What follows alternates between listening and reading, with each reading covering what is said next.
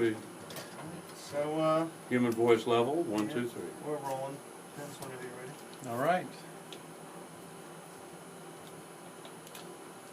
We're here at Jazz Live San Diego with James Harman. James, welcome to Jazz Live San Diego. Well, I appreciate that. It's great to be here. So I wanted to start with congratulations about your contributions to Remembering Little Walter, which was just nominated for Best Blues Album Grammy Award. How about that? I didn't know. Didn't have a clue. Did not have an idea about that. Mark Harman's an old buddy of mine. I do a lot of his blowout tours.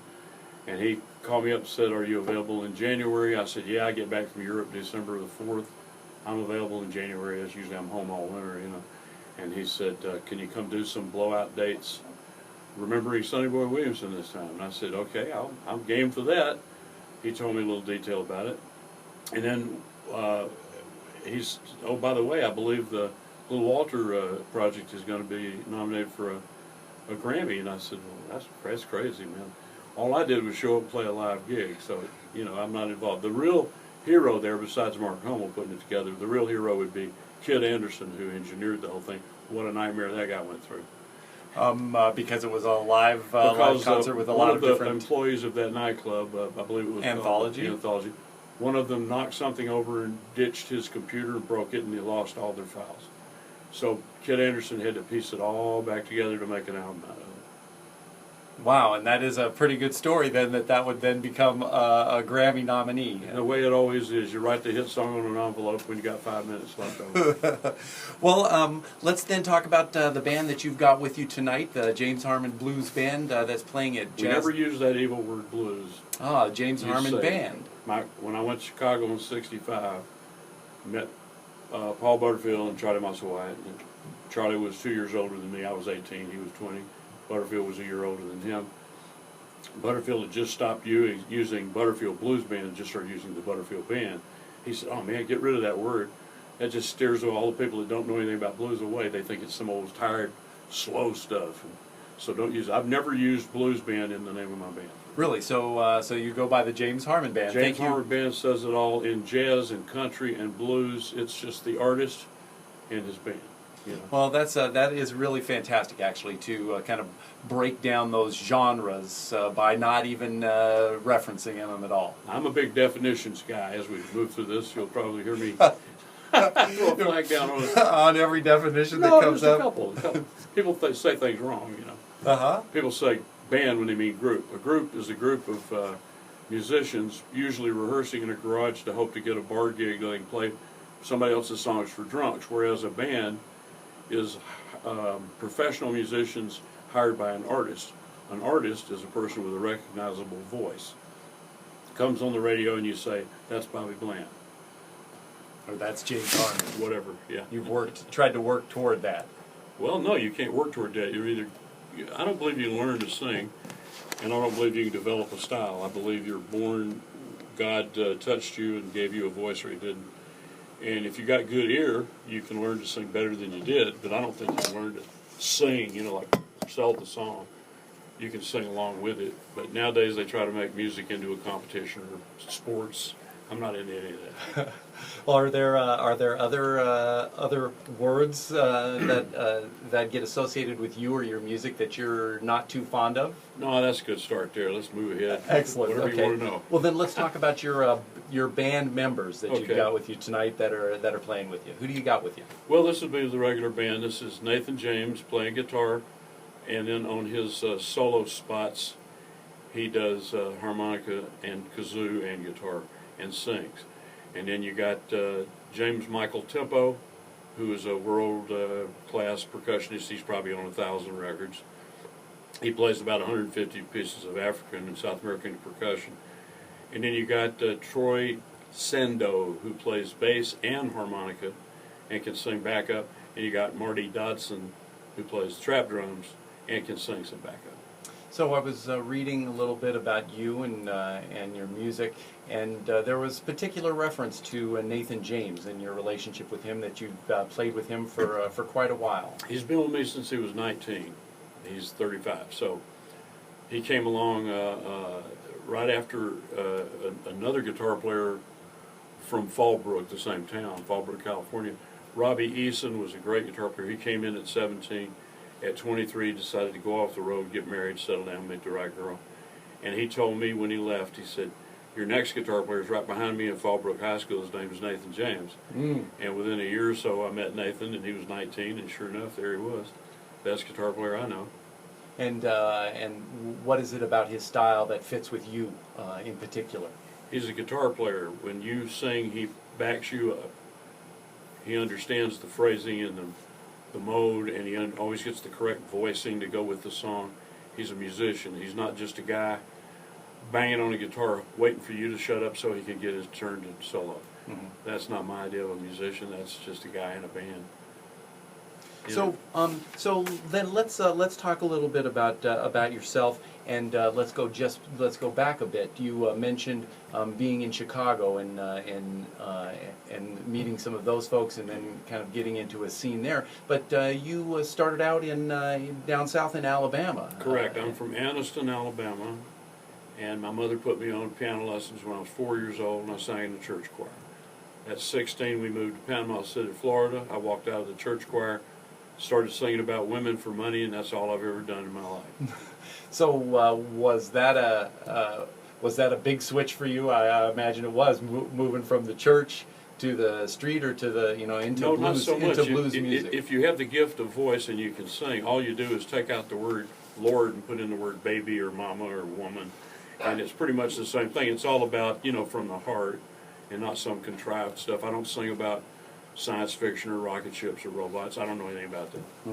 Well, and then so how does growing up in the South, does that make you more in tune with this kind of music, this blues music, if we're going to call it blues? We'll call it blues, and it certainly does. When I was 17, I put on a fake mustache and was snuck into a black nightclub to see Little Junior Parker. I don't think there's anybody else in the building that can say that. And, I was at the table with the other 3 white people in the room, let's put it that way. So that's the life I chose, and that's what I've done all my life. I've never, within the next few months, I saw Little Milton, B.B. King, Bobby Bland, James Carr, O.V. Wright. I saw all the great R&B singers. I learned from that, and I knew that's what I want to be. So that's what I did, and that's all I've ever done. So you recorded a string of singles early in your career, kind of around that same time that you were starting there in Florida, and then jumped around a little bit: Chicago, New York, Miami, New Orleans. Was there anything in particular you were looking for, other than just experience during that time? A place to live that was comfortable and safe, and I could make my music and make a living at it. Chicago's too cold. New York was way too cold. Miami was too dangerous. I was in the shower and I heard a machine gun go off in the parking lot. New Orleans was way too dangerous. I had people shot right at the street in front of my house. I finally gave up, and at the suggestion of some other musicians that I had, I moved to California, dug in, made my home here. I've been here ever since. And so that move to Los Angeles. Never went to Los Angeles. Oh, Southern. Where were you? Went to West Covina, then Pasadena, then Long Beach, and then Orange County. Never stopped off in L.A. I hate L.A. I don't ever go there. So all around it, you've made the circle around it. Yeah, I used to drive around Los Angeles to get to a gig in the Valley or something because I didn't want to go through Los Angeles. Well, you came here, and it sounds like some of what you were associated with were some of the members of Canned Heat were some of the impetus for being here and helping you get here, and that movement of people playing that kind of blues here in Southern California. Was being a record collector? Canned Heat came in '68, and they played at a place in Miami called The Image, and then they played the Highlight Stadium the next year. And I went out and saw them, and we hit it off. We were like-minded record collectors, love the blues. And I knew a lot of stuff they didn't know because I was living in the South, and they were just looking at the South. At the same time, they went down to Texas, and they got my old buddy Albert Collins and talked him to come into California, and they talked me into coming to California.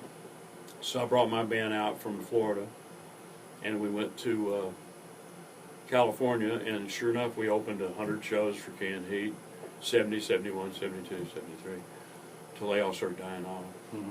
Well, and then as part of your life here in California, you also backed a lot of traveling musicians who came into town as a backing band for them. And Yeah, there were really three blues bands in Southern California that worked. It was me, Rod Piazza, and Juke Logan. The three of us had bands. And Ed Pearl at the Ash Grove would ask me, can you come in and do a week? Back then a gig was 6 nights. Can you do a gig and back up whoever you want to bring? Big Mama Thornton, Big Joe Turner, Clean Head Vincent, Lowell Folsom, whoever. And so I would do a week at the Ash Grove backing up one of those people. Then if somebody came to town that had a band, we'd be the opening act.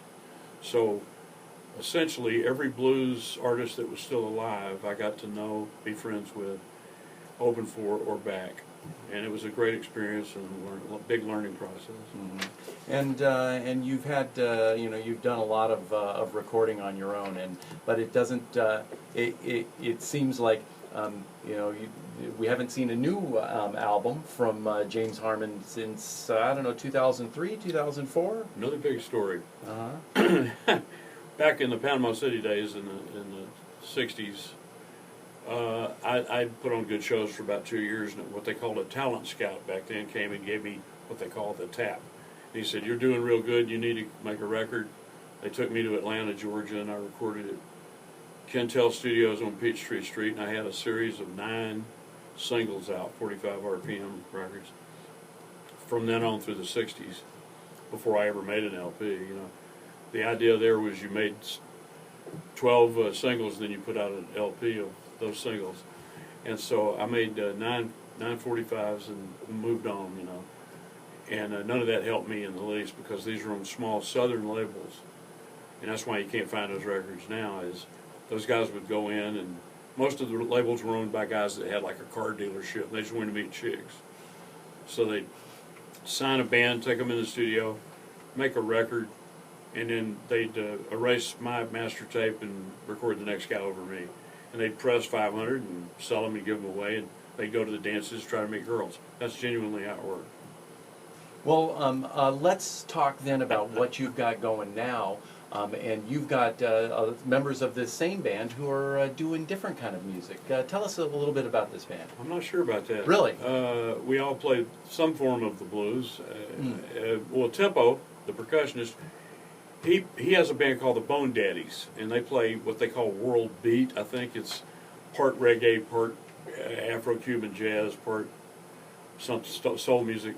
And they don't work that often, but they used to. Back in the 80s, Right. My band, the James Harman Band, and the Bone Daddies would play a lot of the same places, like the Belly Up. And so, you get on over into the 2000s, and a lot of money dried up, a lot of music dried up, a lot of places dried up, clubs all went away, and so either you're on the festival list or you're not. Luckily I was, because I had such a background in a big output of records. I've had 31 releases since the early 60s, so I'm on the list. I get to play festivals.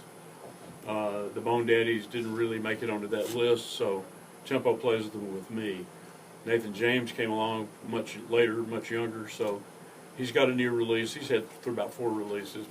I produced the first one. He's got one out now that I think you'd really dig. You ought to hear that. But what he plays is not anything really shockingly different from blues and R&B. It's more or less the same thing, but it's him singing and playing more of a trio rhythm guitar kind of thing. So there's plenty of great guitar, but there's also the fact that it's just guitar, bass, and drums. And it happens to be a band within the band. It's the rhythm section out of my band. So we're all in this together in the back of the bus. We're all doing the best we can. And the name of the band? The name of that band? Nathan James and the Rhythm Scratchers. Excellent. That's what Delta Groove wanted him to call it when he went to that label. Well, any other future plans that you want to tell us about before we go? Not really. I just got home for the winter, and I'm not going to make any. I've had 5 or 6 offers already on festivals, which turned into tours. So you have to have an anchor date for a tour. Mm-hmm.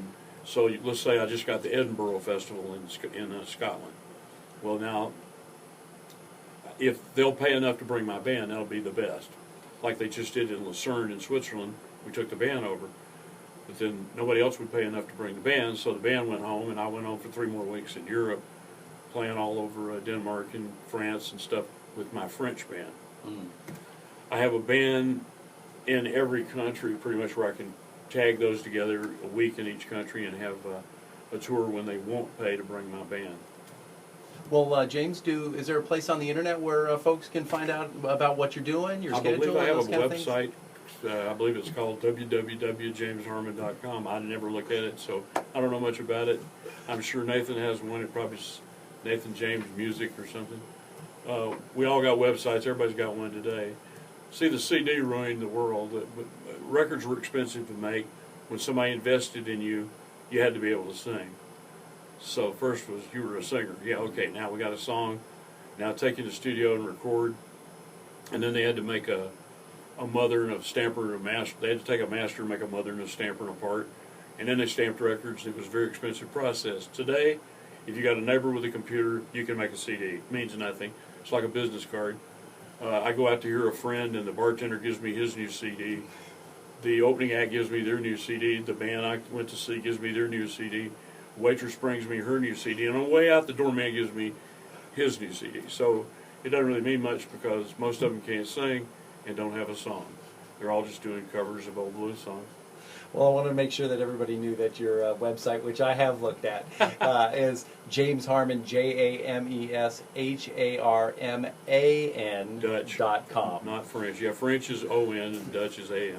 Excellent. Well, James, good luck on Grammy night for that disc. I never concerned me at all.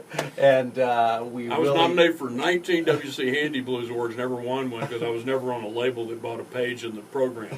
So I doubt that I'll ever see a Grammy. Well, maybe this interview and your performance tonight will push this one. This is probably going to be the thing right here that starts my career rolling down. Excellent. Well, I'm glad to hear that. James, it's fantastic to have you here at Jazz Live San Diego. Thank you for coming. Proud to be here. Thank you, baby. Great chance. Let me get a quick. I know you got to run. But I got to Yeah, get we a got quick to ID. get. Yeah, we need to get him running. 'Cause, Yeah, I got to get in there and take care of business. yes, we're 18 minutes away from showtime. So too. James, just say, hey, this is James Harman, and you're listening to the best of the. Yeah.